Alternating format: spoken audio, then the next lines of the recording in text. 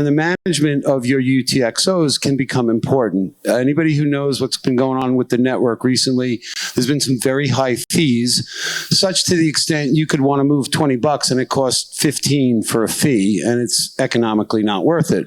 And so what Ben referred to was the idea that even though we don't want to leave our Bitcoin on an exchange in custody with a single entity, it's future planning that you might want to consider here.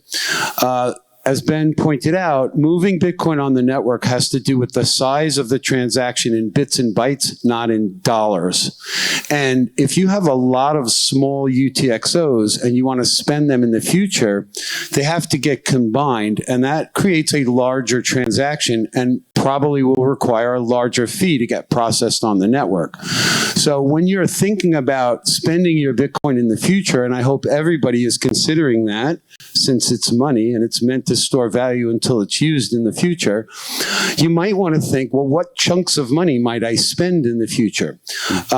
Many prominent Bitcoiners talk about a 1,000,000 sat UTXO, which is somewhere around $600–700 right now. And in the future, that could be worth a lot more.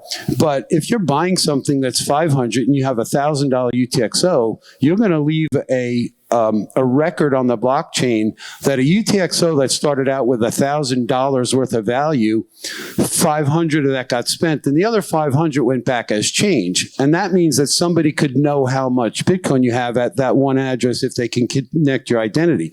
But what if you started out with an entire Bitcoin? Now they know you've got a much larger change output.